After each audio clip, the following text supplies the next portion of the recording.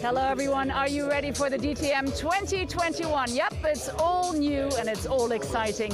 And we're super excited to be here in Zolder in Belgium at this fantastic 4km circuit. And a man who seems to really love this circuit is Kelvin Van Der Linde. Because Kelvin, you did such a great qualifying, starting in P1. And I guess also what's so important is that your rival, you have 72 points now, and he's 7 points behind you, and he's only way back in P10. So what's your feeling for this race?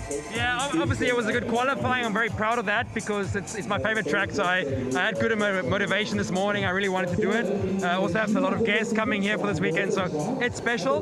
But at the same time, the season is so long. So from that perspective, we've got rain looming. This race could actually be flipped on its head within half an hour. So I'm still keeping calm. Nothing's won yet. But we were looking up in the sky earlier on, and we're both not quite sure. But what do you guys? You're hoping obviously for dry, right? Yeah, I think we were obviously comfortable in the dry this morning. So, you know, when you're starting the front, you want as low risk as possible. You want to do your own race, and you want as least amount of risk as possible. So obviously the guys starting the back, they're praying for rain, and I'm the opposite. That's normal. All right, so you're hoping for a clean start. Yeah, exactly. All right. Well, best of luck. Thank you so much. And now here's your commentator.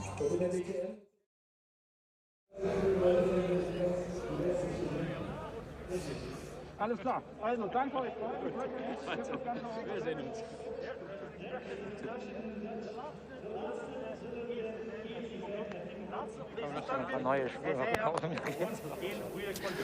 Well, thanks very much to Verena. Apologies for the slight delay. Just a quick technical issue resolved here in the comms box, but we're all set to go for what promises to be an intriguing race. The weather certainly looks to play its part. Chris Hartley here to talk you through the first race of the weekend here at Zolder. As ever, it will be a 55-minute plus 1 lap race.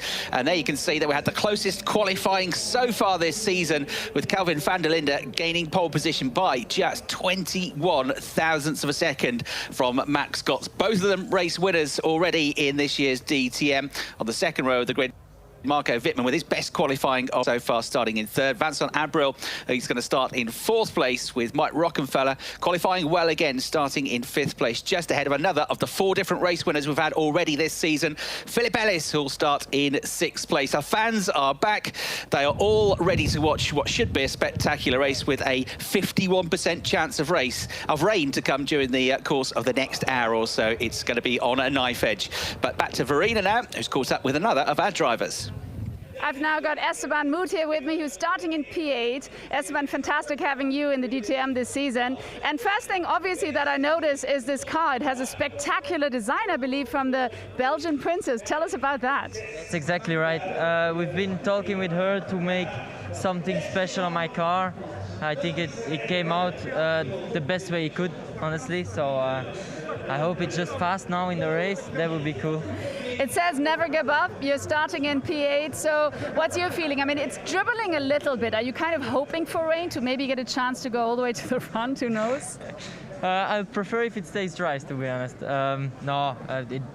Weather is weather. We can't do anything about it. We have to live with it and never give up and try to go to the front. So that's it, really. All right. Well, thank you so much. Best of luck for the race. We love the design. Thank you very much. Back to you. Thank you. Thanks, Verena. Yes, the new art car, the art livery. It was already a pretty striking livery that Esteban had on the Lamborghini for the first 2 rounds, with its luminous yellow and bright blue, metallic blue colouring. But it's now got this design by Delphine de Saxe-Coburg, who's a Belgian artist, member, as Verena said, of the royal family, princess of Belgium and daughter of King Albert II. She's an esteemed artist. Esteban's a fan, and the artwork that the car livery is based on is called Never Give Up, which sits well with his whole mantra on life. So a new look and a new driver for DTM, making his debut, his ex-Grand Prix racer Christian Klein, who brings to the grid a new manufacturer, so McLaren coming into DTM with a 720S, which is run by the JP Motorsport squad. And Christian Klein about to embark upon his first ever DTM race since his days in the Formula 1. In which amongst the teams he used to race for were Red Bull. He's been busy with sports car and GT racing. There's Arjun Maini, who's got to come from a little bit further back on the grid in this race, but was very, very quick at the Lausitz-Ring. Let's see how he gets on as the drivers start to prepare. We've got time for another interview down on the grid, though. So we're super excited. McLaren is the 6th brand of the DTM, and I'm here with Christian Klein, Formula One driver, and now you're here in the DTM, starting in P16. So first of all, of course, are you excited to be here in the DTM, and how tough is the race going to be for you? Yeah, absolutely. No, first of all, I'm happy to be here. It's great to start in DTM. I always followed the championship, of course, and yeah, finally be here, starting from 16, so there's a lot of cars ahead of us, but I saw in Lousy String it's good racing, so I'm looking forward to some good battles. Your car looks brilliant. I mean, we see it right behind us. How does it feel? It feels good. The McLaren is a good GT3 car. It's fun to drive. The performance is good. Obviously, it's our first event here, so still balancing the car a bit for DTM, but so far so good. Good support from McLaren, and I think the car looks also pretty sexy in TV. Absolutely. Sounds very promising. Christian, best of luck for you in the race. Show us some action. Thank you. And now Cheers. Back to you. Great to hear from Christian. Yeah, it does look good, Christian. Fantastic livery on the McLaren 720S with its V8 turbo. 49 Grand Prix starts for Christian Klein. Two of the teams he used to race for in F1, now defunct Jaguar and HRT, but most famously raced for Red Bull in the mid-2000s. And he's only contesting 3 rounds of the championship, but he's a very welcome addition to make it 20 cars on the grid. There is Liam Lawson, eyes on the sky. What's it going to do weather-wise? Alex Alban, who's had his best qualifying so far of the season as well, is going to be keeping an eye on the skies, no doubt. He was pretty quick in the wet conditions.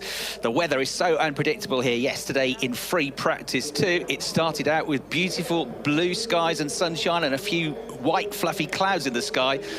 15 minutes later, it was absolutely throwing it down. Nico Muller had looked good in the free practice sessions, but qualifying didn't quite work out for him. So he's going to start just ahead of Alex Albon, but he's inside the top 10 last year's championship runner-up. Right back to Verena down on the grid. And I'm here with Sophia Flörsch. And Sophia, it's going to be a tough race for you, especially because you're starting from the back. But do you have a good ace, or in your sleeve, do you have an ace to maybe get a good grip here and hopefully pass some of the cars and maybe make the race promising for you? Yeah, well, our starting position was not the best, let's say, but in the end, you know, we have a 55 minutes race ahead of us, and strategy is going to be the key because overtaking is really difficult here. We'll see what the weather is going to do. Maybe it's going to start raining, but yeah, hopefully there's some stuff going to happen, so we'll gain some places. All right, thank you so much. Best of luck for the race. And now let's get this race started. Here's your commentator. Thanks very much indeed, Verena. Yes, the weather could well mix things up here. Could we get a 5th different race winner this season? Right.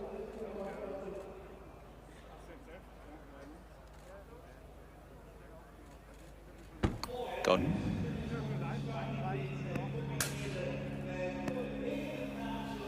Wonderful thing that Schaeffler are doing here this weekend. This is Janice McDavid, who's 29 years of age. He was born with no arms or legs, so he is using, in association with Schaeffler Paravan, a car which is controlled using a joystick which is placed underneath his armpit. So the whole fly-by-wire steering system that's used on Sophia Flörsch's car, a version of that used so that Janice, who's known as the joystick racer, can do a lap here in DTM, which is absolutely fantastic. He's a real inspiration, and it's great to have Janice McDavid on the grid and a special guest here this weekend. He drives a Mercedes Sprinter on the road. He's done it for more than 10 years.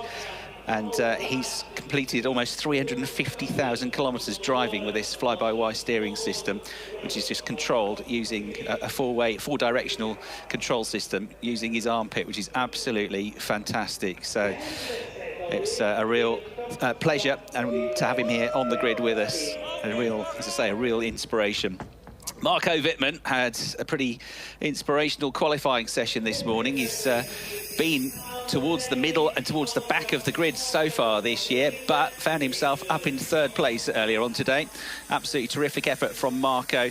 The car has struggled, the BMW, in qualifying. It's perhaps it's a big, heavy car, not necessarily best suited to this circuit. However, he dragged it up to 3rd on the grid. Easily his best qualifying. He's been 10th, 14th, 14th and 14th so far. But this time, Marco Wittmann is going to start 3rd on the grid behind Max Gotts and Kelvin Van Der Linde.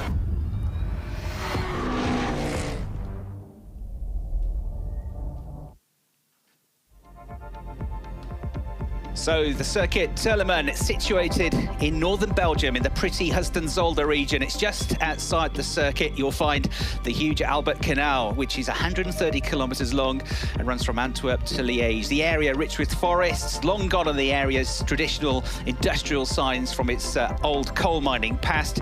It's a small area, just 53 kilometers square, and has over 30,000 inhabitants. But amongst all the peace and tranquility and Belgian architecture lies this undulating, challenging circuit. Zolder, a place in DTM history. It has, especially because it ran the first ever DTM race here back in 1984. This is our location for rounds 5 and 6 of the 2021 championship. We were here last year for a double header, 2 back-to-back weekends at the end of the season. All 4 races were won by the Audi racer and the driver that went on to become a champion, a 3-time champion, René Rast. He won for Team Rosberg. Is his rival from last year that drives for Team Rosberg now, Nico Muller, but he's got a little bit of work to do. We come into this weekend then with the championship finally poised. We arrived here with just 4 points between the top 2 in the championship. That gap has now gone out, as Verena says, to 7 points. Kelvin Van Der Linde scored 3 points for getting pole position earlier on, so he's moved on to 72 points. Liam Lawson has got his worst start of the season so far. He's back in 10th place on the grid, didn't score any points for qualifying, so he's on 65, 7 points adrift. It's still a pretty tight gap. Max Gotts is up to 3rd in the championship now. He's got 48 points after picking up 2 for qualifying, and Philip Ellis also on 48 points, but Max has got the slightly better results. They've had a win each, but Max has had a 2nd place finish. Alex Alban, 31 points, is 5th in the championship, and Marco Wittmann 6th in the championship on 29 points. Remember, the top 3 from the previous race have to carry success ballast into this race. So the top 3 last time out at Lausitzring were Max Gotts, who has a 25 kilogram success ballast penalty. Liam Lawson, who was 2nd, has 18 kilograms of extra weight on the car, and the championship leader Kelvin Van Der Linde, who led the race up until he had the technical problem with the car, which briefly cut out on him. He dropped from 1st to 3rd. That was bad news for him. The slightly better news, he's got a slightly lighter car as a result of that, because by finishing 3rd, he'll have only 15 kilograms of success ballast on board. I guess the guy with the hardest job here is going to be Liam Lawson. He's got a fairly heavy car, and he's got to try to come from the 5th row of the grid. 4 different winners so far this season. 8 different drivers have been on the podium as well. And we've had 4 different pole sitters, with Kelvin Van Der Linde earlier becoming the first driver to score a 2nd pole position of the season. There is Sophia Floor. She's going to miss the next round at Nürburgring because she'll be racing at the Le Mans 24-hour race. We wish a huge amount of luck for that. Marcus Winkelhock is going to stand in for her, come back to the DTM. And there, Christian Kleen, who just adds to the class of this truly international field that we have at the ex-Grand Prix racer. You heard from on the grid, making his DTM debut. He's been keeping an eye on things as we get team bosses Peter Muka there heading back to their positions, getting set for this 5th race of the season. 55 minutes plus 1 lap. The countdown has begun. The grid starts to be cleared, and we've got still dry conditions at the moment. Everybody has to make a mandatory pit stop in the race, remember. That pit window opens after the leader crosses the line on the 5th lap of the race. And there you can see up above there are patches of blue, there are white clouds, but there are also 1 or 2 grey clouds appearing. So a 51% chance of some rain during the course of this race. If you're optimistic, I suppose it's a 49% chance there won't be any rain. But we'll wait and see, because it tends to come and go very, very quickly here. Kelvin Van Der Linde then is the driver that's going to lead them round the formation lap. It's a 4.1 kilometre long circuit. It's undulating. It has got, yes, some quick sections. It has got some fast chicanes as well, heavy braking zones, and it's got a couple of tight 90-degree angle corners. But the overriding thing is it's unforgiving. There's absolutely no room for error here. It's an old school circuit built in 1964, designed by the Dutchman Hans Hugenholtz, who also developed the Suzuka circuit. And although it's changed over the years, it's kept those old school characteristics. You do not have huge runoff tarmac areas here. If you get it wrong, you're in the gravel trap. or you're in the wall, or you're off the road. We've had several cars going off already. Yesterday in free practice one, Timo Glock had a moment, Max Buch had a moment in the Mercedes. He's once again standing in for Gary Paffett, who was due to make his season debut this year, the former double champion, but Gary comes from the UK, and travel restrictions mean that he can't be here at Zolder, unfortunately. Gives Max Buch another chance then to show us what he can do. The German driver is once again going to be at the wheel of the number 18 Team Muka Motorsport Mercedes. So this then is how they're going to line up for the 5th round of the 2021 DTM Championship. Kelvin Van Der Linde for Team Abt Sportsline on pole. Max Gotts 21 thousandths of a second behind him in qualifying start, second for Team HRT in the Mercedes. And then third on the grid, Marco Wittmann, best qualifying so far for him this season, and for Volkenhorst Motorsport, he was just about a 10th off pole position. Alex Alban for AlphaTauri AF Corsa qualified in 4th place, but has been put back down to the 4th row of the grid. You got Vincent Abril, who qualified well as well, qualified 5th, but he's been promoted up to 4th place. Rockenfeller in 5th, Ellis in 6th, Esteban Moot in 7th, which is good, but still not his best qualifying of the year.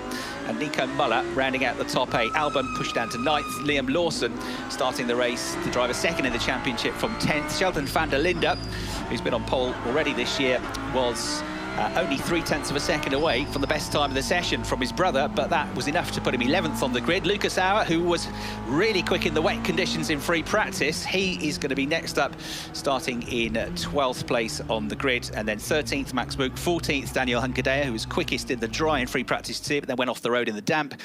Arjun Maini starts 15th, Christian Klein starts in 16th, and then we got Dev Gore 17th, Esme Hawkey 18th, Sophia Florsch next up in 19th, and right at the very back of the grid, Timo Glock, ex-Grand Prix racer, experienced DTM racer, who's been qualifying better and better so far this season, but he just couldn't get the run this morning in the Rover Racing BMW, so he starts right at the back of the field. Getting ready then for the end of the formation lap, for the rolling start, as they work their way back up into a tightly packed formation now. Kelvin Van Der Linde then, the championship leader, on the pole position to the right of your picture. Max Gotts alongside, could be one of his big rivals this season. A DTM winner for the first time in this now 3rd season of the championship. So they head into the final chicane at Jackie Ixboch, named after the great Jackie Ix, multiple Le Mans winner, former Grand Prix racer as well, the Belgian superstar.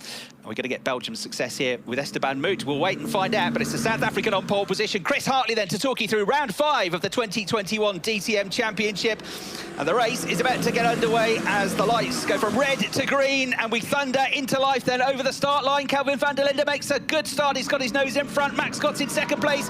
Wittmann under attack in 3rd. Then Wittmann goes on the attack himself into 2nd. Contact with Max Gotts. He gets through. The BMW in 2nd. We've got Esme Hawkey with a spin of the Lamborghini at the back of the field. Hopefully she'll get going again. Everybody safely through first turn into turn 2, straight into Canal Bocht at turn 3 now as they begin to spread out. And Max Gotts coming under fire from Mike Rockenfeller in the Audi, but closing the door just in time to be able to fend him off. So it's it's Kelvin Van Der Linde in the lead of the race, and then we've got that terrific start from Marco Wittmann up into 2nd position. Gotts to 3rd. Got off the line pretty well, but dropped to 3rd place. Mike Rockenfeller in 4th. Vincent Abril in 5th. Esteban Moot with a pretty good start in 6th position as they work their way through the middle sector of the lap now, through turns 5 and 6. They will thunder another of the chicane sections that we've got. And we've got Liam Lawson off the road. So Liam Lawson, 2nd in the championship in the Ferrari, has got off the road. He's had 3 podiums so far this year, but unfortunately, unless they get the car going, looks like he might be out of this one. The safety car is going to be deployed. So safety car out at the end of lap 1, and it's surely because, we've got more than one car off because Liam Lawson and Arjun Maini have come together, and there's damage to the front right corner of Daniel Hunkadea's Mercedes as well. So he may well have been involved in that, or involved in something, because that one is looking a bit second-hand now as well. But the big news is that Liam Lawson, as a consequence, I guess, of qualifying in the middle of the pack, has got into trouble somewhere. And Arjun Maini is off the road as well into the chicane at turns 5 and 6, that is. So just at the end of the first sector in the Kleiner chicane, and they're going to have to tow Liam out. That's a pretty deep gravel trap, that as well. Liam Lawson sat in the car, waiting to be towed out, and with his championship rival right at the head of the field. This is a disaster as Daniel Hunkedaer now comes into the pits to try and get repaired. Well, if they can get him back out again, he's not really going to lose much time here, because the safety car will bunch them all up and he'll be able to get back on the back of the train. Hopefully he won't lose a lap from his point of view. Replay of the start then. Very good start from Kelvin Van Der Linde. It was a pretty good start from Max Gotts. He kind of went with him on the way into turn 1. Marco Wittmann looked like he would come under fire from Mike Rockenfeller. Then he just went down the inside of Max Gotts. Bit of contact. That put Max on his back foot. That into turn 1 was where Esme Hawkey went off in the T3 Motorsports Rocket-sponsored Lamborghini. Did she have some contact? Quite possibly so. She was alongside Dev Gore, I think, going into the corner. And yes, it was a trigger reaction there. Liam Lawson getting caught out. I think it was Hunkedaer and Miney that came together. And Liam Lawson got caught out in all of that. Yes, spun around, he was on the outside. Others had to scatter in avoidance. Lots of debris on the circuit. Let's see what we saw from Liam's point of view on the onboard camera. And yeah, just on the outside, just got collected by the other cars that were busy hitting each other, I'm afraid. So Liam Lawson, frustratingly, to be only 10th on the grid, and that's put him in the middle of the pack where it all gets squeezed up, I'm afraid. And there might not even be that much damage to the car, but once he was in the gravel trap, that was it. Yeah, Hunkedaer up the inside. We had Dev Gore getting sideways as well. I think he just about recovered it. Christian Clean working his way through all of it to go up to 12th place. So he got through the carnage just about. There's a replay from a different angle. Yeah, the Audi and the 2 Mercedes involved in it, the Ferrari coming out worst of all. And it was Muller, actually, not Dev Gore, that we saw going sideways. The other team, Rosberg Audi, who was just in front of that, wasn't he, qualifying in 8th place? There he is, there. And front corner to front corner between Daniel Hunkedaer and Nico Muller. Muller did well to get out of that, really, because he was pointing in exactly the wrong direction at one point. A really good piece of driving to recover the car. So Hunkedaer is in the pits and quite possibly out of the race. The bonnet is up. Second time he's been in the garage with damage. Yesterday he went off in practice after the rain started to come down. And Liam Lawson has made it back to the pits at least, so he could still be involved in this. But he's likely going to be a lap or 2 down, I would have thought. But at least he's under his own steam. As I say, there might not be a great deal of damage to the car, so he might still be able to get out there. And on a day where rain could come and the whole order could get mixed up, it's worth keep fighting, keep staying out there, because you never know. Might just rescue some points. You see the gravel has been dropped where he's come to a sudden halt. Engine off for now, and I think it might be being well back in the garage. Not that brings a lot, but they're looking into it. Yeah, incident between car 30, which is Liam Lawson. The sky was crazy from the first corner, mate. And Arjun Miney, number 36. And Liam, not from his point of view, best impressed, as you can well imagine. They'll each have their own tale to tell. But it's Miney and Lawson that are under investigation, rather than the Mercedes driver, Daniel Hunkedaer, the Spaniard. So Hunkedaer and Lawson in the pits. Miney hasn't been recovered yet, so the safety car will stay out. We can extend the race distance for a number of laps if the safety car stays out for a while, which looks like being the case. And Liam Lawson doesn't look like that car, I'm afraid. He's going anywhere fast. He's out of the car and out of the race. This is a different angle looking at Liam as he takes the hit coming from the left-hand side, the far side of Liam. As you look at it, it was a pretty hefty impact, wasn't it? Square on, and he had no chance to recover it, really. So, yeah, who knows what damage there might be. Might be to suspension when he got underway himself, but obviously feels we can't carry on. Something's broken. Otherwise, I think if he had half a chance, he'd have got back out there.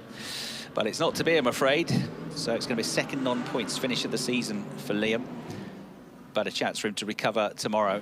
chances are everybody's going to have a bad race somewhere. It's going to be a 16-round championship now, because we had the news recently that the Norris Ring Street Circuit is being added back on the calendar. It lost its traditional summer slot because of the COVID restrictions that we had, but brilliant news that it's back on the calendar. It's going to be the last event of the season. It's going to be the first time for more than a decade that the last round of the DTM is not going to be held at Hockenheim. That'll be the penultimate round now. That hasn't happened since we went to Shanghai in China and raced around there. So, safety car lights still on. Any message on the restart? No, not yet. And it's got a bit brighter out there, a bit sunnier. 21 degrees air temperature, 25 degrees track temperature. So safety car might be coming in soon, but we can head to Verena now, down in the pit lane. Very unfortunate for Danny Juncker there. Danny, from your point of view, how did it happen? How did this incident happen? Well, I was just arriving to the braking. I didn't try anything different, just the Ferrari in front of me moved from left to right, so I got a bit confused, but then as soon as I braked, I felt it was okay, but I realized I braked a bit later than the cars in front of me, and I saw I was going to hit Arjun, so I tried to avoid him. I'm not sure, I haven't seen the replay. I tried to avoid him, but unfortunately it was too late, so I hit him on the side, which then caused him to collide into, I think, some other guys. So yeah, pretty terrible. I think it's just 100% my fault. But back to you. Thanks, Verena. Right on cue as the race gets back underway, with Kelvin Van Der Linde under fire here from Marco Wittmann, who's got around the outside of him, but he'll be on the inside for turn 2 in the BMW. And I think he might just run out of steam, so Kelvin Van Der Linde holds him off for now. And he got side-by-side action for 3rd place as well, with Rockenfeller at 3rd for now. Vincent Abril was getting alongside him, and then down to 5th place has gone the one remaining bright pink Mercedes of Max Gott. So he's not had the best of starts or best of restarts, but he's still in the fight. He's just ahead of Esteban Moot, who is in 6th place.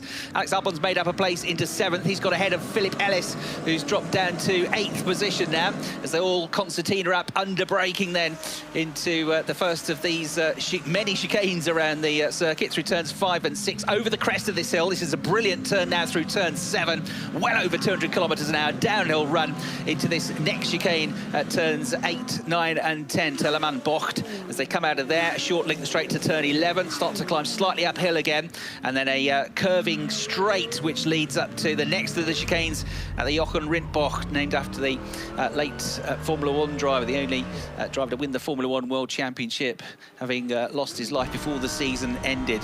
Posthumous champion was Jochen Rindt. Go out of there and up towards the final chicane at Jackie X. Still blue skies and white fluffy clouds up above, so the weather holding for now here, and holding on to his lead for now, more than holding on to it, is Kelvin Van Der Linde. He's going to be comfortably clear at the end of this first lap of the restart. Over the line, he's going to be a 10th or 2 up on Marco Wittmann in 2nd, Rockenfeller in 3rd, Gott's 4th, Abril 5th, and Moot in 6th place still. Albon, Ellis, Sheldon Van Der Linde 9th, and Max Buch in 10th are all in the championship points so far. As we get back up to race speed then, the crowd enjoying this one, no doubt. They can see the Albert Canal in the background, this huge canal, as we get this replay from Philip Ellis trying to go around the outside of everybody here and pulling off a pretty brave move. You can see Max Gott's just up ahead, stuck behind Vincent Abril. And there goes Philip all the way around the outside of the Mercedes. Tiny bit of contact, rode the curbs, and made his way through. And that's what's put him now up into 5th place. He should be when we see him again. Yeah, just behind Vincent Abril.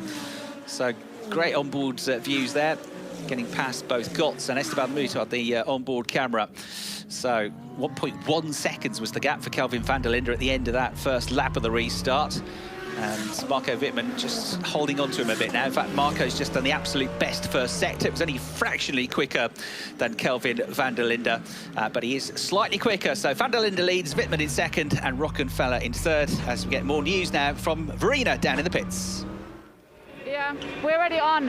So I'm here with Liam Lawson now. Obviously, when you're 2nd in the championship, it's a huge shame when the race ends so soon. And in this case, obviously, there was nothing Liam could do. So as soon as the cars passed, let me just ask Liam, there we go. So Liam, there was nothing you could do, right? No, I was trying to get out of the way.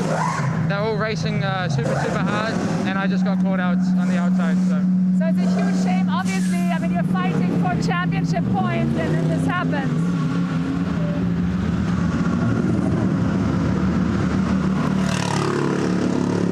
I have no idea what you said, but for us we need to check the damage of the car now, reset for tomorrow. I think the car is fast, so yeah, we reset and go again tomorrow. All right, Liam, thank you very much, and back to you. Thanks, Farina. So disappointed, as you can imagine, Liam Lawson, but also a very realistic one and not too damn beat. Okay, we've got a quick car. We'll come back tomorrow. We'll fight again. So hard luck for Liam today. He has to watch the races as spectators. We've had the first 4 cars making their mandatory stop. Nico Muller, Philip Ellis, Kelvin Van Der Linde and Vincent Abril coming in after 7 laps of action. This has been the trend really this year, in that we've had fairly early pit stops. We haven't seen really any success for drivers that have opted to stay out late. We had Nico Muller, after he got caught up in an accident at the Lausitz ring, staying out until the very last lap of the race to make his pit stop. So he led, but of course he wasn't able to pull away enough to make that pit stop count. So early pit stoppers have worked. We've got more coming in to make their pit stops now as well. In fact, we've got 6 cars coming in. So Van Der Linde, the race leader, Wittmann from second. Gotts is in as well. Esteban Moot has come in, Lucas Auer has come in, and Timo Glock, who started last on the grid but has started to make some progress, partially due to these accidents that we had. He's in as well, and Max Gotts looks like they turned him around well. HRT driver get out ahead of the BMW? No, but it's been a good stop for him, and this is going to be tight between Wittmann and Van Der Linde, but Van Der Linde just gets out in time to keep the BMW behind him. Marco's almost pushing him out of the pits here. Careful, because this is where Robin Freins got on the gas too early last year and crashed on cold tyres on the pit lane exit into the barriers. They're going to rejoin just in front of Vincent Abril, who's in this fight as well. He tucks in just in front of Max Gotts. So the pit stoppers, it's going to be Kelvin Van Der Linde just ahead of Marco Wittmann for now, because Abril's got him. He's down the inside, he's got his tyres up to temperature, and the bright yellow Mercedes goes through. So the Team HRT driver, Vincent Abril, the Monegasque GT expert, looking for his first championship points of the year. Marco Wittmann tucks in behind, and Max Gotts had a pretty good stop, I reckon. He dropped down out of the top 5 before the pit stops began, but he's very much in the fight. He's just ahead of Philip Ellis, so he's gained at least 1 place back, because Philip did that great move under braking. He's been brave on the brakes this year, Philip Ellis, and it showed it again, didn't he, with that move into the chicane to gain 2 places a couple of laps into the restart. So in now comes Christian Klein, and Esme Hawkey making her way into the pits as well. Good to see that she got going again. Of course, the safety car definitely helped out Esme, because she'd lost a lot of ground with that off on the first corner of the race, but the safety car bunched them up and she's able to get back in the fight. So Clean in, he got up to 5th place, but of course the race order's going to get slightly mixed up now with the pit stops. But he got himself just onto the tail end of the top 10. The leaders, or pit stop leaders, virtual leaders, those that have got the stop out of the way, are coming through into turn 1. There's Christian Klein to the left of your picture. So he's going to join in behind all of those.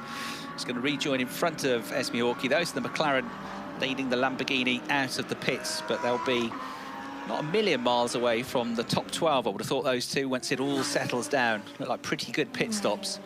So for now, Mike Rockenfeller leads the race. There he is, number 9 in the Abt Audi. He's 2 seconds clear of Alex Alban, and he was, because the gap slightly widens at the start of this lap. Absolute best through the first sector shortens for Alex Alban, who set the absolute best lap of the race last time around, 128.5. Alex was 4/10 quicker than Mike on the previous lap, so the gap's just over 2 seconds, but coming down.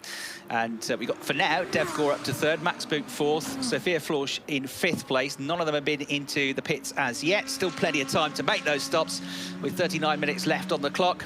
So there are your 2 leaders yet to pit.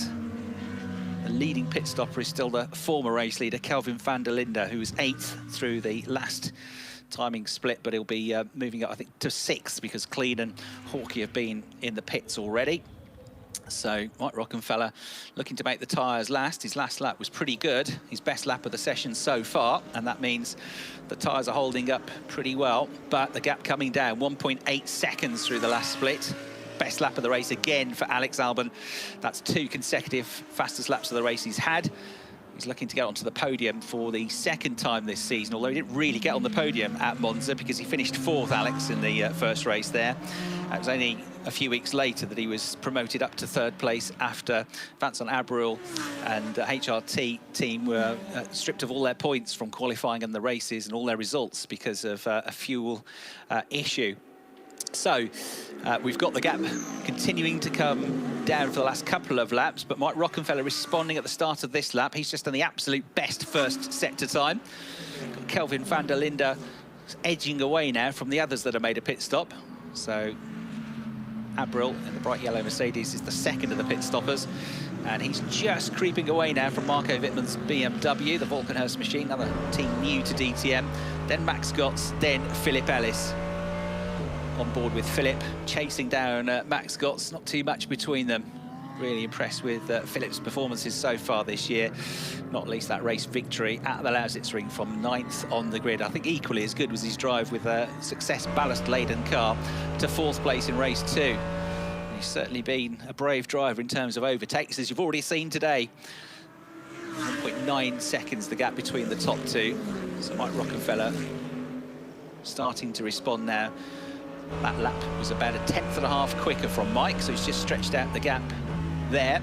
The top 5 drivers have yet to pit: Rockenfeller, Alban, Gore, Buch and Florsch. 6th place is Kelvin Van Der Linde, who leads the pit stoppers, followed by Abril in 7th, Wittmann in 8th, Gotts in 9th, and with the onboard camera that you're watching now, Philip Ellis in 10th place. He's only well, he's actually a couple of seconds clear now. Esteban Moot is in 11th, Lucas Auer 12th, Sheldon Van Der Linde 13th, Nico Muller, another early pit stopper, 14th, and then Timo Glock 15th, Clean 16th, Hawkey 17th. We've lost Hungadea, Lawson and Miney. Here are the top 2 on the road then. Team Ab Sportsline chased the tails a little bit here last year in cold conditions in the winter. Team Rosberg had the edge into the pits. He comes then, Mike Rockenfeller. So Alex Alban is going to pick up the lead of the race. The Red Bull Formula One reserve driver in his first season of DTM, his first season driving these types of cars. It's been a bit steep learning curve for Alex, but he's acquitted himself very well indeed. Good connection with touring car racing, that his dad Nigel, who's British, he's part British, part Thai Alex. His dad Nigel was a former British touring car racer. So he used to race Porsches successfully in the Asian Porsche Carrera Cup. Right, so Rockenfeller released by the Ab Sportsline team, and we'll see where he rejoins, because we should have, yeah, Kelvin Van Der Linde crossing the line. There he comes. So Kelvin is the virtual leader. He's done his pit stop. He's going to join just in front, I think, of the returning Mike Rockenfeller. Yes, he is, but Rockenfeller has got himself in front of the rest of the pit stoppers, so he's virtually second. Got the others that have yet to make their pit stops, but he could be up to 2nd place here effectively. He's got a big gap on Vincent Abril. Abril's got his tyres up to temp, but I don't think he's going to be able to close that much of a gap. So Rocky on a real march here, the 2013 champion, really has got better and better every round of the championship so far. He said to me at Lausitzring, I really had to work on my qualifying. He's got that right now. He got it right at Lausitzring, and the race pace is there for everybody to see. So Mike Rockenfeller has had a pretty decent start to the championship. Very good weekend for him at the Lausitzring. Very much in the mix here for a podium finish. Finished 3rd in race 1 on the Lausitzring, and he's finished in the points in every race so far this season, Mike. Currently in 9th place in the championship standings. So Rockenfeller in the mix here. You can see how tight it is in the middle of the pack. And Sheldon Van Der Linde, Nico Muller trying their best to work themselves into the points. It looked like being a pretty good weekend yesterday for Nico Muller. He was right up there in both of the practice sessions, quick in the dry, the damp and the wet, but qualifying didn't quite work out for him. So Alban leads, but yet to pit. He's 11.3 seconds clear of Dev Gore, who's up to 2nd place and looking for his first DTM points. The 23-year-old from Oklahoma. He's only been racing anything for 5 years. No real huge amounts of karting experience for him either. And he started racing when he was 18. He is 2nd on the road. Max Buch is 3rd. Sophia Florsch is up to 4th place now, but none of those 4 have yet made their pit stops. Their lap times well, Alex Alban, last lap of the race, best lap of the race, 128.115. So that answers the question about whether his tyres are okay. Yeah, they absolutely are. The car's getting lighter of fuel, the tyres are holding up, and he's getting quicker and quicker. And Devgor was a 1/10 of a second away from his best lap time last time around, and Sophia Florsch was within a 1/10 of her best lap time as well. So they're quite happy to stay out at the moment, I would say, because the times are not dropping off, the tyres are not wearing away. The longer they can hold on to these tyres without losing time to those behind, the better, because that will give them the options then as to when to come in and make their stops. But they want to leave themselves long enough to put the fresh rubber on and to attack, because those that came into the pits on laps 7 and 8 are going to have old tyres by the end of this race. They're going to start slipping and sliding around. The degradation, which is built into the design of these Michelin tyres deliberately, is going to kick into play. But if you only make your pit stop with 3 or 4 laps to go, you've not got time to use that advantage of fresh rubber. So that's all in the minds of the drivers and the teams. They'll have their plan, but they might have to change it. For now, the weather's looking good, though. That threat of rain hasn't materialised as yet. That's on Abril and Marco Wittmann. The gap staying at about half a second between the two of them. Max Gotts can't do anything about them in the background. In the bright pink number 4 HRT brand Mercedes. Philip Ellis in turn, number 57, can't close up to him, so it's a little bit of a stalemate there. But in terms of lap times, Kelvin Van Der Linde, the virtual leader, just at a 1:28.321. That's very close to his personal best lap of the race, within a 1/10 of a second of that. Holding on to his pace is Mike Rockenfeller, though, on newer tyres. And they were both 7/10 quicker than Abril and Wittmann behind them. So Kelvin Van Der Linde in 5th, Mike Rockenfeller in 6th, who are virtually 1st and 2nd once you take the others out of the equation. They're pulling away from those behind. Replay of the restart then. Kelvin Van Der Linde versus Marco Wittmann it was. Sheldon Van Der Linde making a pretty good start as well. He got almost squeezed into the wall there, look, as he tried to gain a place at the inside of Philip Ellis. Look to the right of your picture. Did he make contact with the wall? Yes, there was contact between Philip Ellis and Sheldon Van Der Linde. And that was a tight, hold your breath moment, wasn't it? Because, well, if he didn't hit the wall, he wasn't far away from it. He did hit the wall. These BMWs are big and strong, thankfully. And Sheldon was able to stay in contention. But that was a hairy moment. So there's Alex Alban, who is 13.8 seconds to the good. 1:28.5 last time around. So that's a little bit off his best pace, 4/10 slower than his best lap of the race. So that might be the signal to the AF Corsa team to go, you know what, he's going to start losing time soon. We've got to switch tyres now. Because he did a 1:28.5. Kelvin Van Der Linde's just done the best lap of the race with a 1:28.042. So Alex lost half a second there. He can't afford to lose much more time than that. So I think now is the right moment to bring him in. So I expect he's not going to turn left. He's going to go straight on. Into the pit lane entrance he goes. And on lap 15, Alex Alban comes in from the lead of the race. Slows the car down. Makes sure he sticks to the pit lane speed limit, which will feel like to these racing drivers walking pace. And AF Corsa have been the best of the pit stoppers so far. We'll try and turn him around within about 6.5 seconds to get all 4 wheels changed. So where would he come out in relation to Kelvin Van Der Linde and Mike Rockenfeller? Oh dear, stall, not good. They will be very close at pit exit. Go, go, go. They're going to be very close, but that's lost him at least a 1.5, 2 seconds, that. So same thing happened to Liam Lawson last time out at the Lausitz ring. So that could well cost him. He wasn't going to go for the lead anyway, I don't think, but he might still be looking at a top 4, top 5. He's going to rejoin behind Mike Rockenfeller, so virtually he'll be in 3rd place. Through he comes. Gets the tyres up to temperature. Remember, though, he's going to have fresher tyres at the end of the race by quite some distance. He's well clear of Vincent Abril, who's still got Marco Wittmann for company. Marco looks a bit closer to me as they go through the shot. Last time around, Marco did a 1:29.0. Vincent did a 1:29.2. So, yes, the BMW getting closer to the Mercedes. You can see it there, look. Vincent, the Monegasque driver in the yellow, bright yellow number 5 Mercedes, the former Blancpain champion, coming over the crest now, heading down towards this brilliant left-hander at turn 7. And Marco Wittmann trying his best to find a way through. Max Gotts kind of matching their pace, but not closing up. Philip Ellis next in the blue and white Mercedes in 10th place. And Esteban Moot getting closer to them. Now, he was a couple of seconds behind Philip Ellis, but Esteban Moot is now only 0.8 of a second behind. and he's been taking 1 or 2 tenths of a second away from the Mercedes for the last few laps. So Esteban Muth, the one to watch here, will be desperate to get into the points on his home race, the Belgian 19-year-old, who's now the youngest driver in the race, now that we lost early on in the proceedings the other 19-year-old, Liam Lawson. Good on the brakes there then for the 2014-2016 champion, Marco Wittmann, in the Schaeffler-backed BMW onto the tail of the Mercedes of Vincent Abril. Over the line they go, almost nose to tail now, having a look, showing his nose, no way through on the way into Erster, turn 1, down towards Sterovac Bocht at turn 2 it will be. This downhill run into the right-hander, but he's not close enough there either, and Vincent should be able to fend him off for now, but the Mercedes definitely been the quicker of the two of late. So with Alban in the pits, Dev Gore has picked up the lead of the race. Max Buch is second, Sophia Florsch is third. They're the three that haven't been in the pits yet. Kelvin Van Der Linde is 17 seconds behind the race leader. That's more than enough to get him back into the lead once Gore, Buch and Florsch make their pit stops. Riding the curbs there, Alex Alban getting those tyres up to temperature now, but also trying to look after them. Still a fairly long way to go in the race.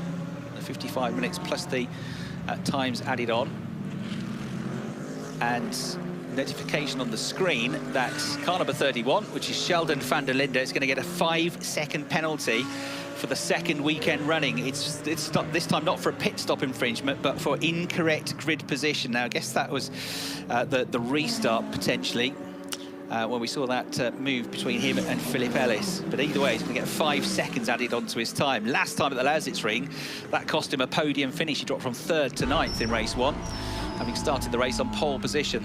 Alex Alban has just set the absolute best first sector time and the absolute best second sector time.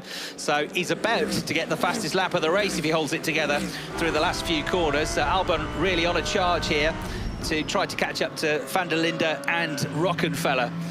Wait for him to come through, but it should be a really good lap this, maybe even into the 1 minute 27s.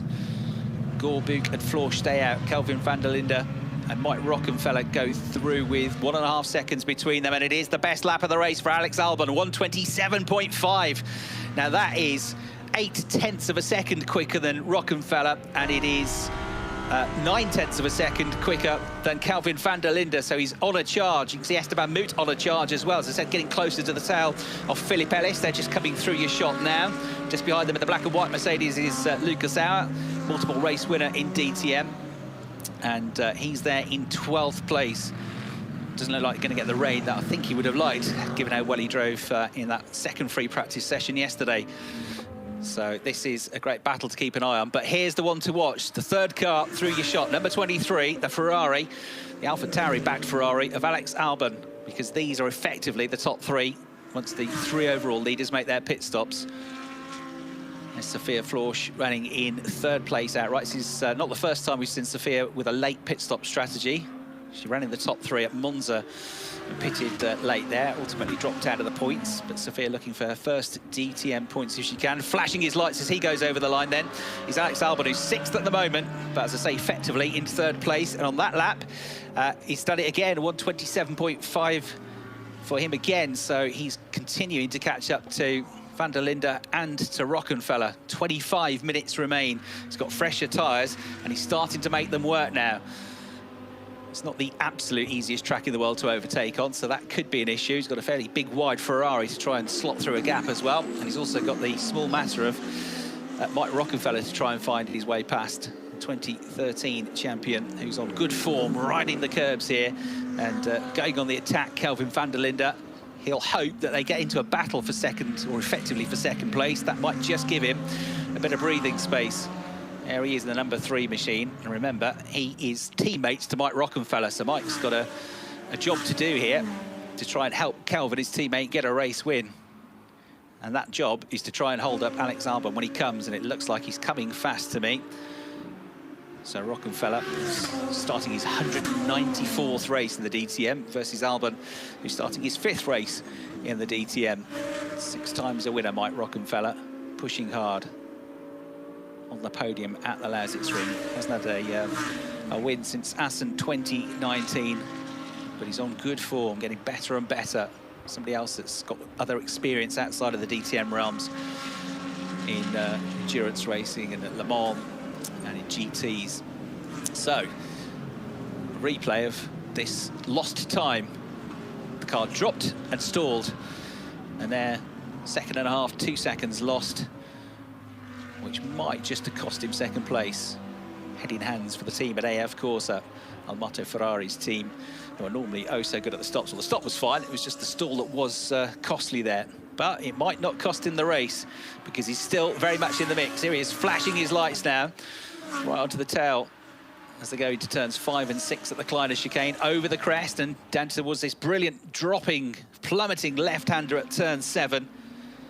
Through there they go into Telemann-Bocht, which is a double right-hander after this chicane, linked by a very short straight. Through there they go, out through turn 11 onto the next back straight they will run, and Alban getting closer and closer all the time. Dev Gore leads by 3.4 seconds from Max Buch, and then Sophia Florsch a further 4.7 seconds adrift in third place. But this really is the battle for the lead of the race, and in particular the battle for second.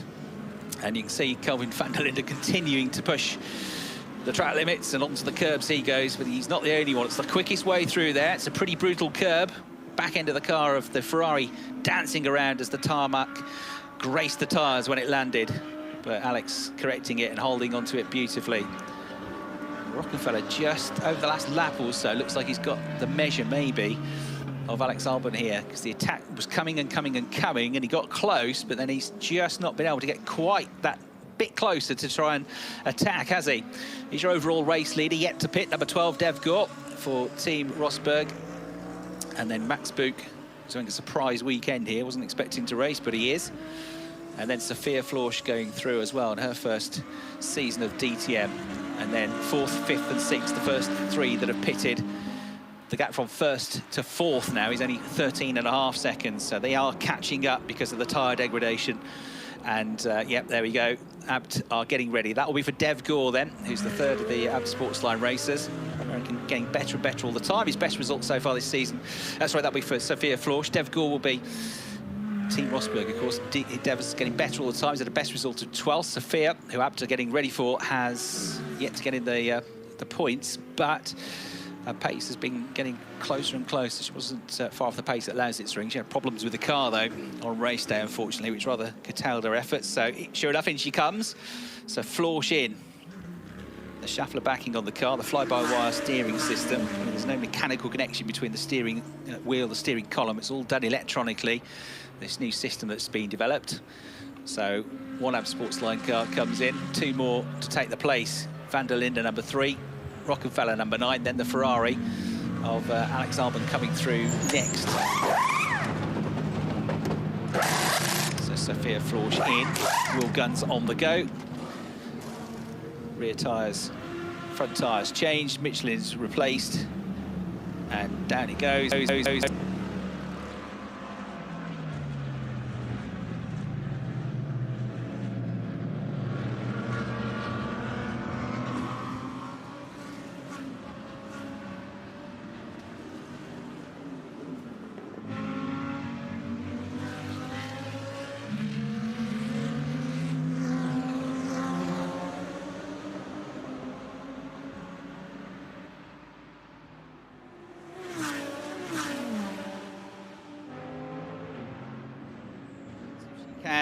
And now we've got this nose-to-tail battle developing for, effectively, second place, because Alex Alban has got back onto the rear wing here of Mike Rockenfeller. Kelvin Van Der Linde just ahead of them. Any one of these 3 could win. Mike Rockenfeller's going to try and help out his teammate here to keep the Ferrari at bay. Second from the camera, that's Thomas Biermeier, the team principal of Abt Sportsline, with all their team championship and driver championship successes over the years. They watch on. Liam Lawson watching on, willing on his teammate there. Sadly not involved in most of this race, but can Alex get his first win? Can he get that trophy for a top 3 finish and enjoy the podium celebrations this time? He didn't get the podium celebrations at Monza, because it was only a few weeks later he got promoted from 4th to 3rd. But he's certainly shown what a class act he is. Very likeable driver who's done a great job coming up through the ranks in single-seater racing internationally, making it all the way up to the top level, up to Formula 1, and finishing on the podium in Formula 1 as well. And still, hopefully from his point of view, with a bright future ahead in terms of Grand Prix racing. He's still only 25 years of age. Thai British driver who's born in London. He's already had 38 Grand Prix starts with Toro Rosso and then Red Bull Racing. A couple of podiums. Third behind George Russell in the Formula 2 Championship before they both came into Formula 1. And Lando Norris was second that year as well. Shows his nose, has a look, can't find a way through. Third at the Tuscan Mugello Grand Prix in 2020 and the Bahrain GP as well. Lost his drive, but Red Bull have kept him on, kept some faith with him.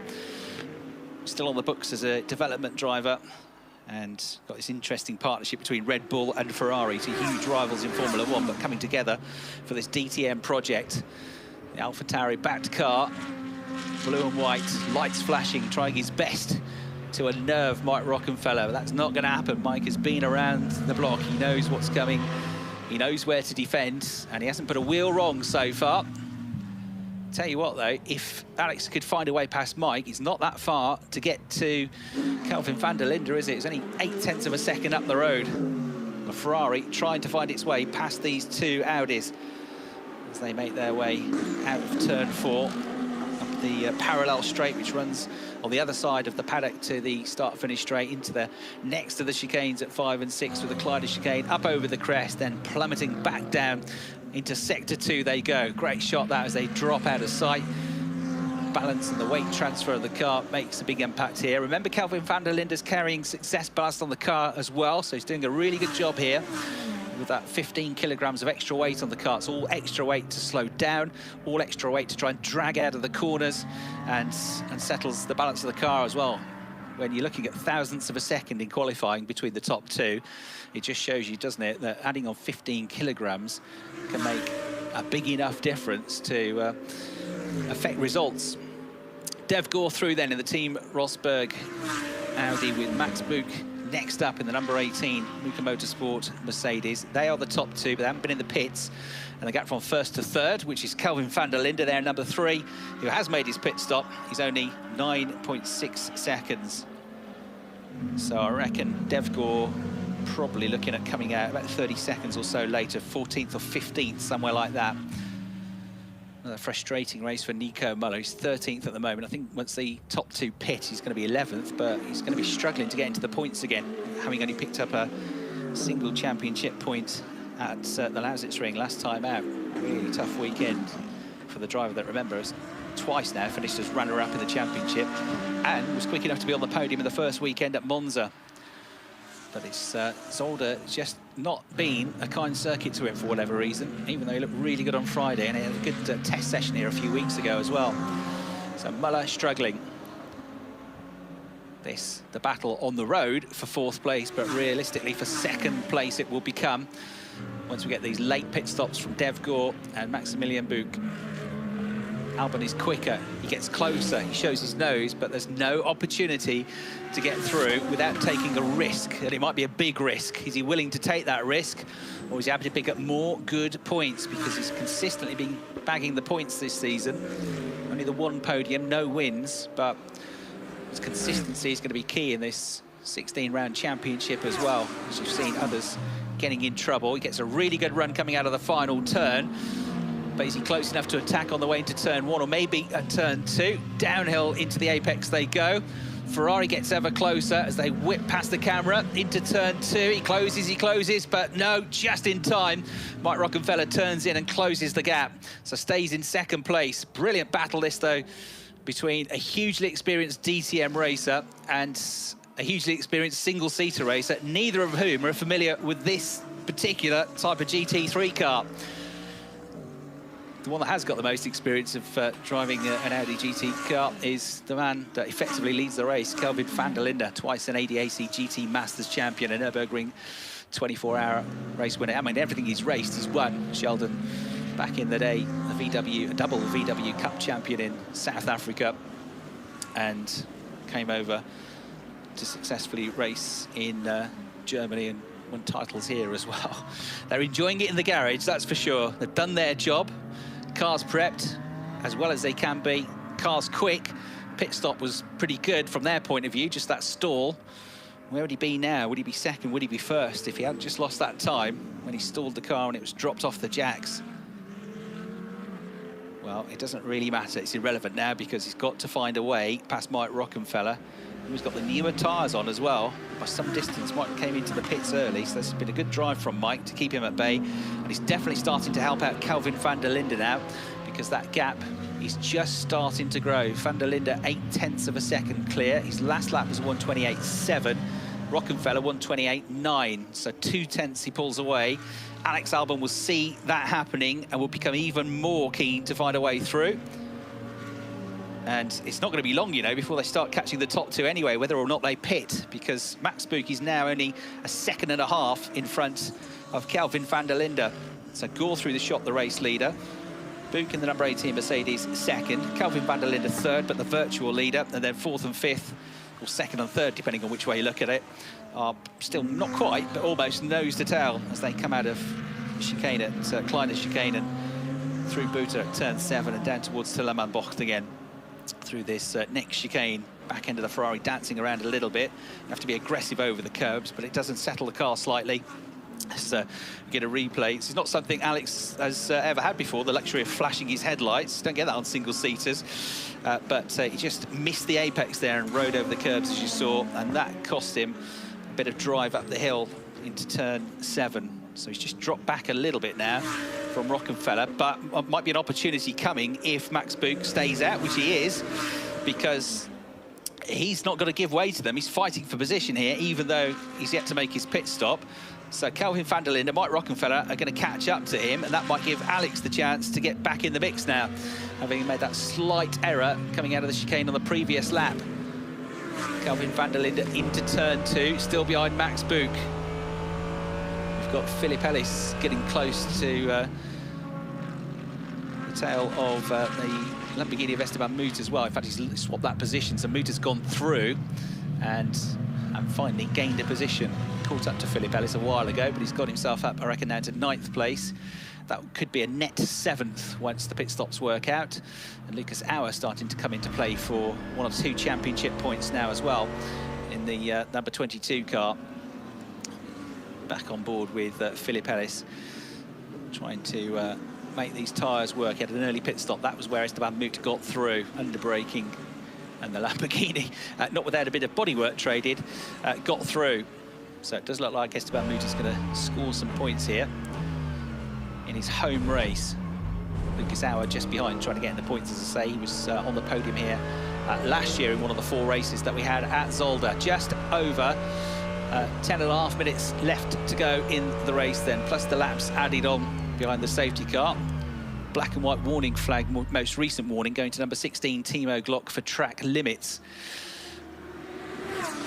And Dev Gore comes into the pit, so Gore in from the lead of the race. Max Buch will pick up the lead for now, but he's still got to pit. Well, he won't, because he's already been passed by these 3. So he's got to come in pretty soon, surely, because his tyres have gone right off. And now picking up the lead of the race is the number 3 Abt Sportsline Audi of the championship leader, Kelvin Van Der Linde. Mike Rockenfeller playing wingman at the moment. Could it be an Abt Sportsline 1-2? Quite possibly. Alex Alban will have something to say about that. They're up to 1st, 2nd and 3rd now, irrespective of the fact that Max Buch, rather, has still got to come into the pits. And look how much he's falling away in the Mercedes, so he's really struggling for pace. Dev Gore's going to come out of the pits, but out of the points, I suspect.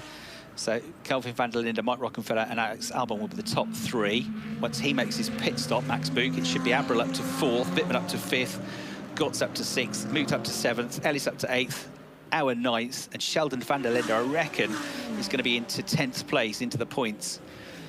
That's the way it's looking at the gaps on the screen, because I don't think Max Buch has got enough in hand here to make his pit stop count and get him back in the points. He's also running out of time to use his new tyres to any effect, really, with only 9 minutes or so of the race, plus a few laps to go. Slippery surface flag out there, I noticed in the background, so that will be a slight concern.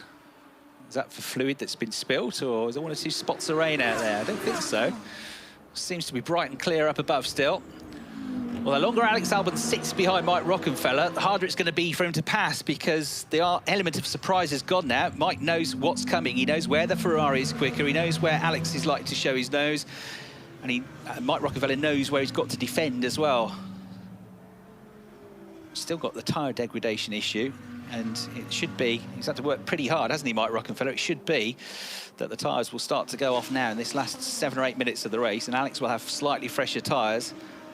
Can that be key? They won't have learnt that much about the tyre degradation from yesterday. That's the problem for the teams, because we had these interruptions when they were trying to get long runs in the first free practice session. There were red flags, then there was rain, and yesterday there was rain for the 2/3 of the session as well. So it's a bit of guesswork from them as to just how much the tyres are going to fall off. But looking okay at the moment. Kelvin Van Der Linde's last lap was a 1:28.5. His best lap's a 1:28.2.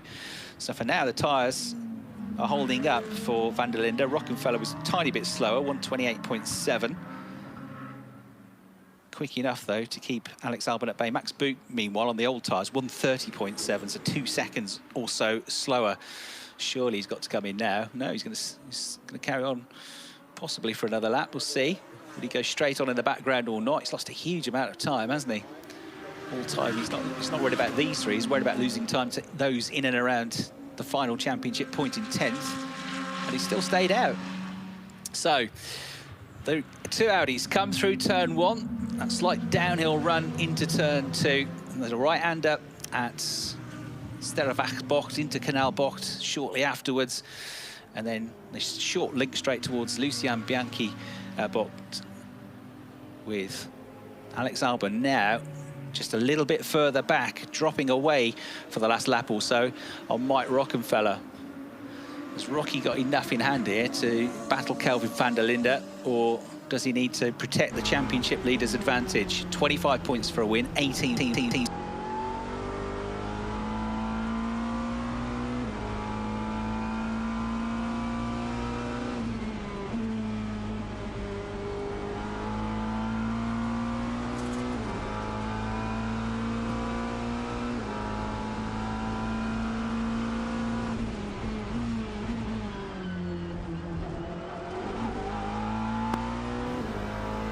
Apologies for the slight dropout in audio. We're back now with Christian Kleen, who's done a pretty commendable job here. He's in 14th place.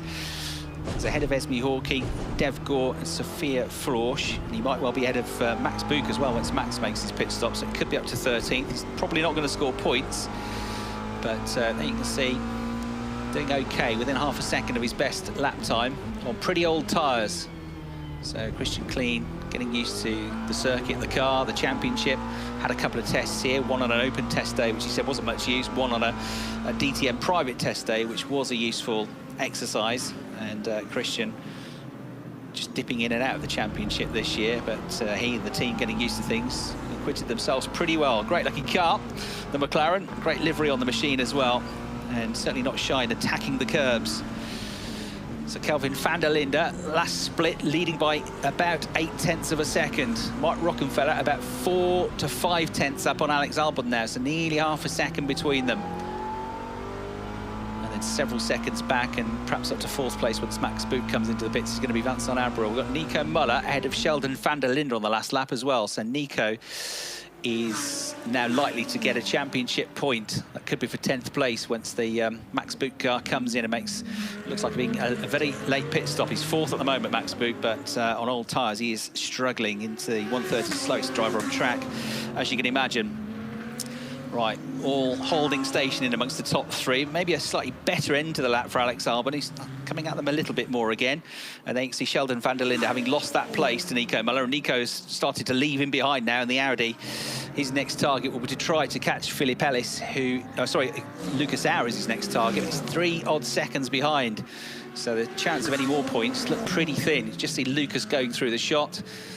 Nico Muller now goes through the shot, 3.1 seconds adrift. Muller, who had a best result here of 2nd in the 4 races last year, had a 2nd and a 3rd. He finished 3rd here a couple of years ago, but he's never had the win. And this looks like being another frustrating day at Zolder for the likeable Swiss driver. Pulling away from Sheldon Van Der Linde. The Rover Racing BMWs have struggled a bit. Timo Glocky's teammates only in 13th place. There's Vincent Abril 5th on the road, but a net 4th. He's had this man in his mirrors ever since the pit stop phase. Marco Wittmann in the BMW has not relented. He's kept up the pressure. Neither of them have really got that far away from Max Gotz, who's still able to keep Esteban Muth's Lamborghini behind him. Philippe Ellis has dropped off the pace now, though. Ellis in 9th at the moment. It should be promoted to 8th once Max Buch comes in to make that pit stop. Just 3.5 minutes of time remaining in the race now. Warning for Alex Alban last time around, or a couple of laps ago, for disrespecting track limits, which shows he's pushing things right to the very edge of the envelope. Abril, Wittmann coming through. Wittmann is absolutely matching the pace of the Mercedes, but cannot find a way to put the pressure on. Muth looks closer, though, to the tail of Max Gotz. Remember, Max Gotz carrying success ballast. He's got the heaviest car, 25 kilograms on board, so this is a good drive from Max as well. Esteban is success ballast free in the art-liveried Lamborghini and getting ever closer. This is the onboard view from the Belgian 19-year-old's car, and he's good on the brakes, but he loses time coming out of the final chicane, so he'll have to gather him back in, reel him back in through the first sector of the lap. Max Gotz gets a bit of breathing space for now. Just behind them, Ellis and Auer, Muller trying to catch them up. Has just done a 1:29.0. He's quicker than Lucas Auer, but he's not that much quicker. So close, but nobody yet finding a punch to get through and make a move. That's a big smoking lockup from Max Buch going through in these old tyres. 4th on the road at the moment. But found a bit of pace on that previous lap, did a 1:29.9, which is actually only 4/10 away from his best lap of the session. So Kelvin Van Der Linde leading the race by 0.6 of a second. Mike Rockenfeller is now more than half a second clear of Alex Alban. So it looks settled for now between the top 3, and time beginning to run out. Closest battles between Vincent Abril and Marco Wittmann, and this one between Max Gotz and Esteban Muth. Here's the onboard view. You can see just how narrow this circuit is when you're on board a Lamborghini supercar. There's not much room for the cars, let alone to try and squeeze past another big wide GT car. The Mercedes DTM machine gets a good exit once again. Max Gotz, despite the extra weight in the car, he's a bit quicker coming out of that final chicane, which gives him breathing space at the end of the lap. Finally, Max Buch has come into the pits from 4th. Odd that he's left it so late, really, because the new tyres, he's not going to get a chance to use them. So Buch into the pits. That will promote Vincent Abril up to 4th, Marco Wittmann up to 5th, Max Gotz up to 6th place. And it's not exactly a rushed pit stop, this, is it? So that might be curtains for Max Buch. So he's going to drop out of the points, and there is the new 4th place driver, Abril in the yellow Mercedes, Wittmann in 5th, Gotz in 6th, Esteban Muth's up to 7th, Philippe Ellis up to 8th, Lucas Auer up to 9th, and Nico Muller, he's up into the final championship points position in 10th place. But this is Alex Alban, much closer now to the tail of Mike Rockenfeller, and very good on the brakes in the AlphaTauri Ferrari. It's as close as he's been. So he just had a bit of a breather, I suppose, but now he's winding things back up, trying to make his slightly fresher tyres work for him. And the run to the checkered flag after 35 laps of racing. Can he find a way through? He's been stuck behind Mike Rockenfeller ever since he came out of the pits. And you can just agonisingly see the race leader just ahead as well. If he could get past Mike Rockenfeller, he could get to Kelvin Van Der Linde. But he's just not been given an opportunity so far. It's been a terrific drive, this, from Rocky, the 2013 champion, using all of his experience and speed here to keep the car ahead. Hans-Jürgen Abt going to be absolutely delighted if the team at Abt get a 1-2 finish here at Zolder. It's a highly competitive 2021 DTM season. The clock has now run out, so we're up to laps added on after the race distance. It was originally 55 minutes plus 1 lap, but because of the safety car, it's 55 minutes plus 3 laps. So it'll be 3 to go at the end of this one.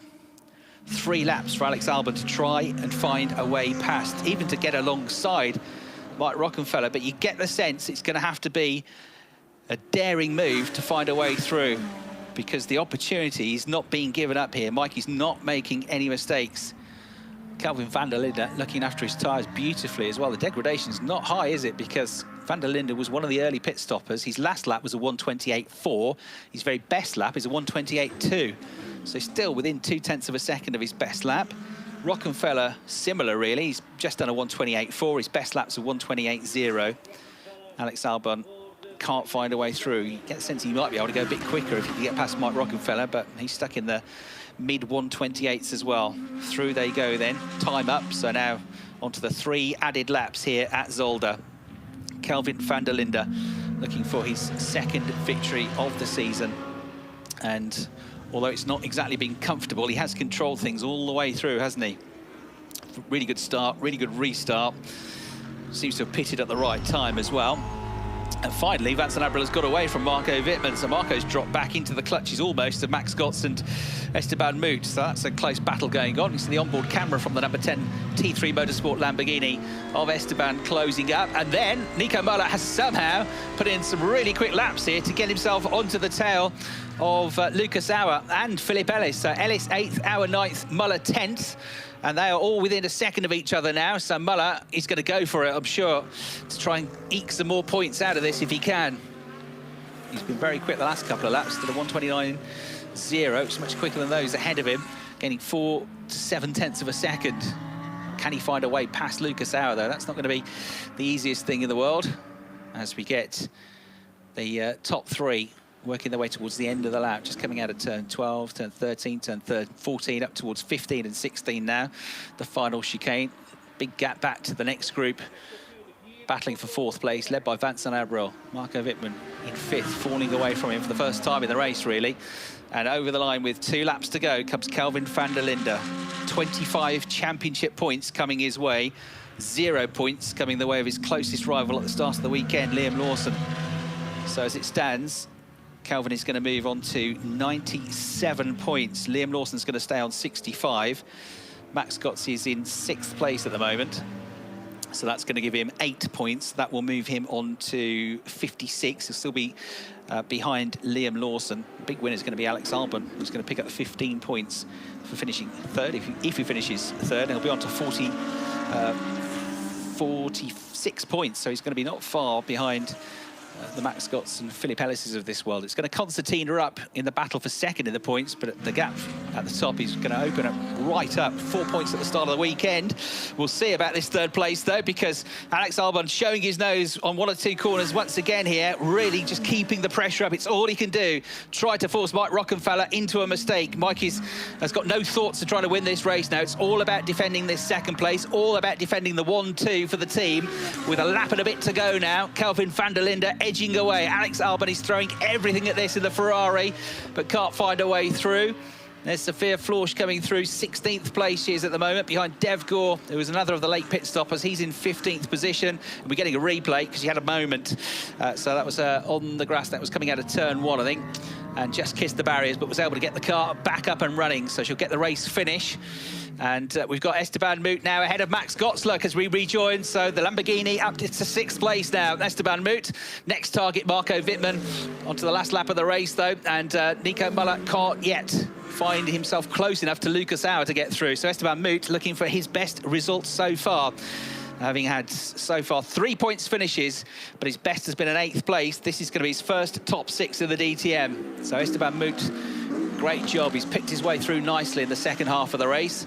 Here's the leader, though, on the last lap of the race. Kelvin Van Der Linde tackles turns 5 and 6, no problem. Heading into 7 now, over the crest of the hill. And Mike Rockenfeller has edged away again from Alex Alban. So it's looking like an Audi 1-2, Ferrari 3rd, Mercedes 4th, BMW Marco Wittmann in 5th place. This will still be a good result for Marco, even though he started 3rd on the grid. It will equal his best result of the season so far. Race pace good, qualifying coming now for the former double champion.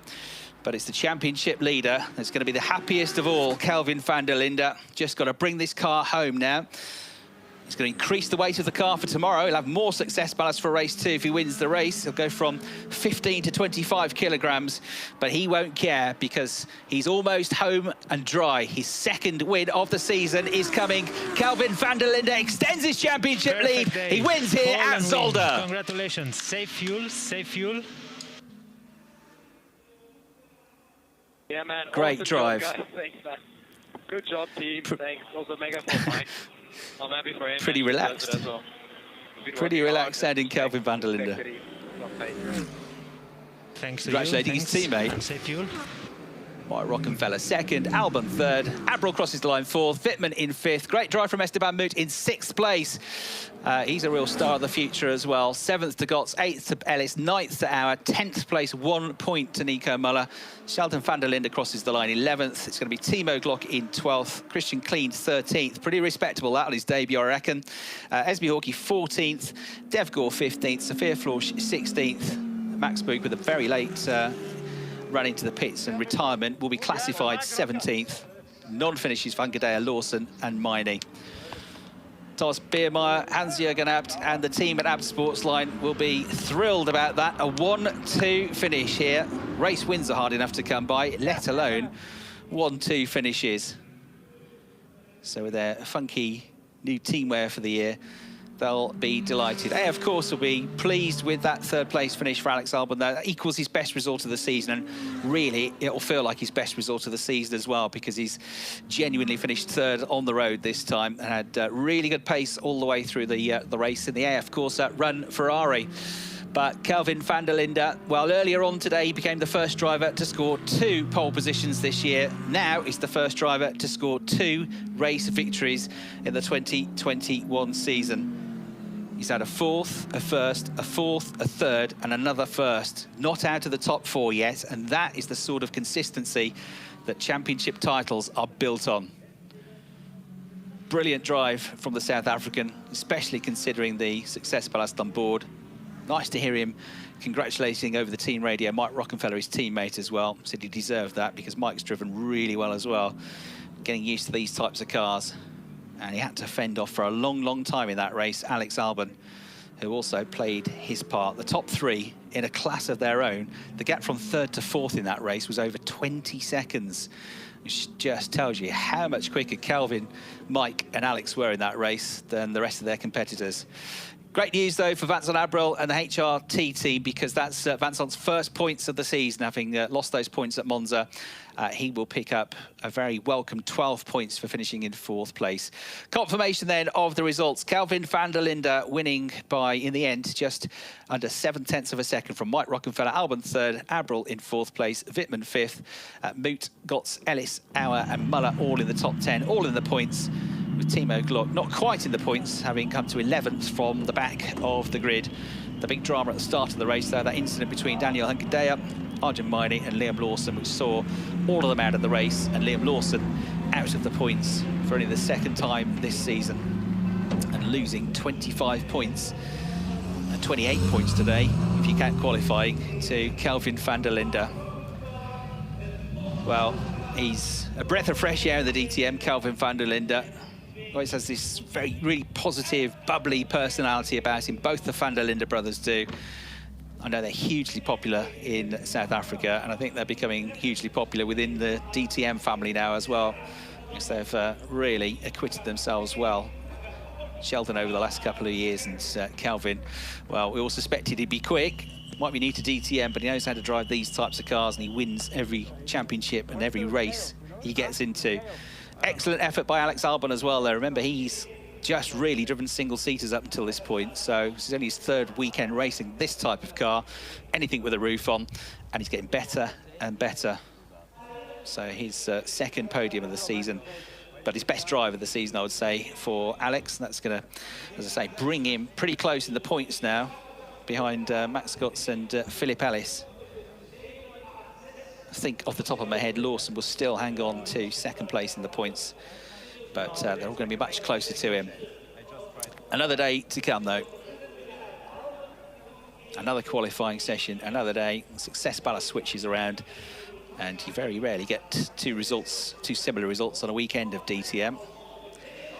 Well, Kelvin looking pretty fresh after what was a hot race in the end. That rain never materialised.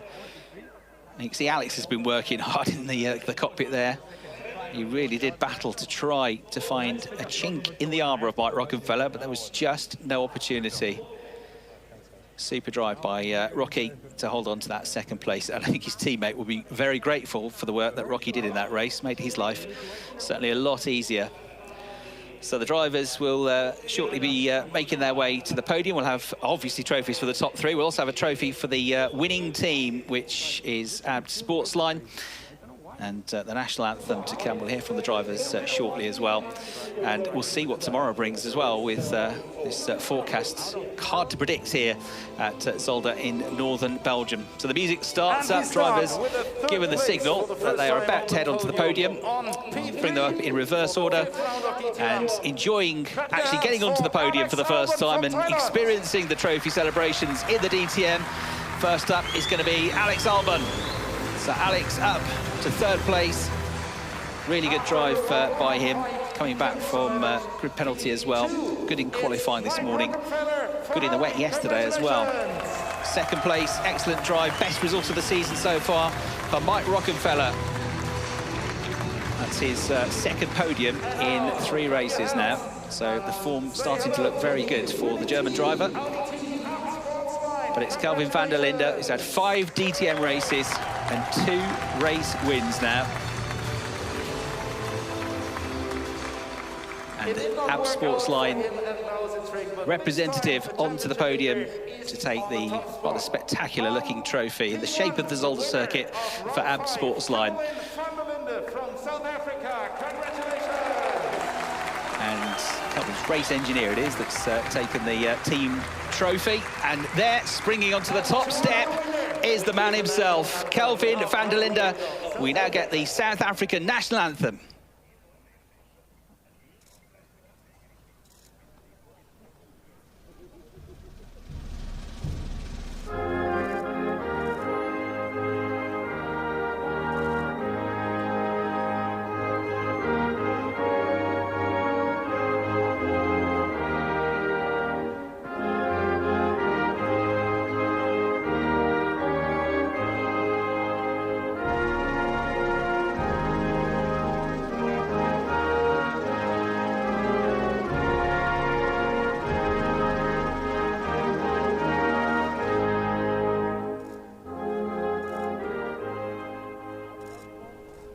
Yes, that's the top 3 and the winning team. Another of the many proud moments in the career, the still blossoming career of Kelvin Van Der Linde. The South African national anthem plays.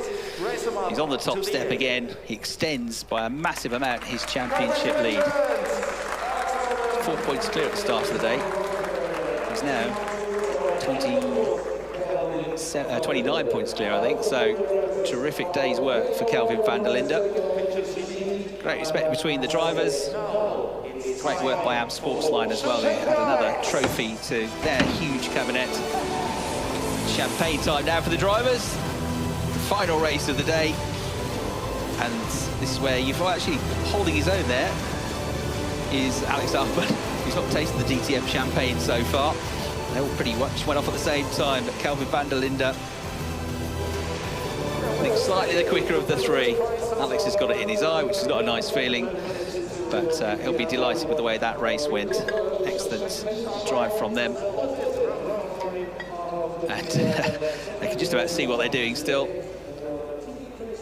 All off for a shower soon. They've got the press conference to come, of course, and then they can enjoy the celebrations for a while, but then think already about what's going to happen tomorrow. 97 points then for Kelvin Van Der Linde. Liam Lawson on 65, Max Gott's 54, just 2 clear of Philip Ellis on 52. Alex Alban closing in 46 points now after that second podium finish of the year. And Esteban Moot gaining his best result of the season, moving up to 12th place in the standings as well on 15 points. Good day for the young Belgian driver.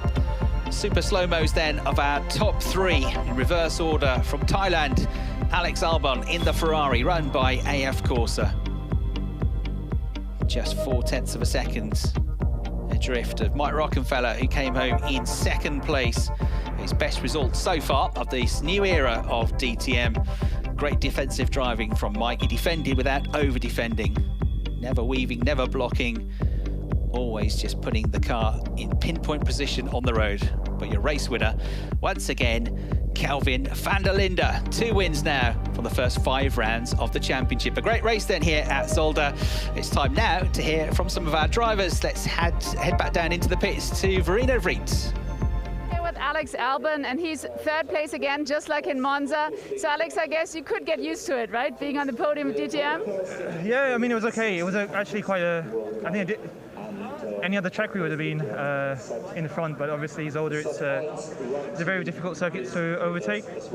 Also in qualifying, I still don't agree with the penalty we got given in free practice. I thought it was really harsh to get a grid penalty like that for something so minor. So we had a lot of work to do. We had the pace.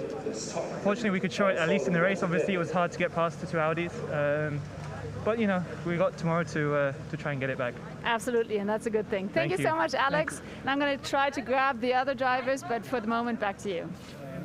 Thanks very much, Verena. So there's the reason for the penalty. We didn't get news through as to why Alex, who qualified fourth, had been put back to the fifth row of the grid. It wasn't for anything in qualifying. It was for a practice infringement. Now, I know yesterday he'd been under investigation for speeding under one of the red flags, and that was obviously the reason he was put down the grid. He obviously didn't agree with it from what he said, but that's why he had to start where he did, ninth on the grid. So all things being equal, that was a really good result for him, wasn't it, to get up to third place. As he said, had the pace to win, but couldn't get past here at Zolder. Couldn't get past the two Audis. I think we can hear from one of our top two drivers now with Verena.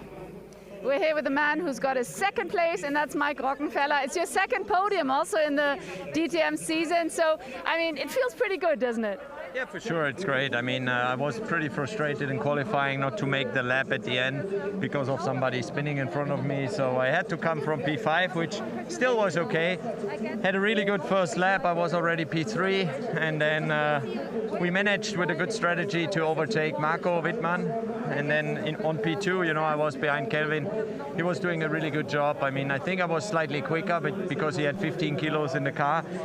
But still, we saw a little bit the issue on this track. You know, the top three, I think even Alex behind me was even quicker. But there's no way to pass if in the front you don't make a mistake. So it's a bit frustrating. We know second is the first loser, but today I take it as a win because I had a difficult start into the season, and for sure now we are catching up. I'm really happy with the performance we showed, and also for the team. That sounds really good. And hey, you've got tomorrow, right, to do even better. Yeah, we try, for sure. We try every day. DTM is a new day, and still a lot of races to come, so I'm looking forward to it. All right, Rocky, thank you so much. I'm going to try, no, Sheldon, Kelvin is in an interview, so I'm going to get back to him in just a second. Thanks, Verena. Yeah, I wouldn't agree. Mike's second isn't the first of the losers. That's a good result. Really good drive from Mike. That's his 34th podium in the DTM. He's got a 195th race start coming up tomorrow, and he'll soon celebrate his 200th race start in the DTM in a few rounds' time as we go into the summer. But great drive that from Mike, but just both he and Alex saying difficult to overtake here.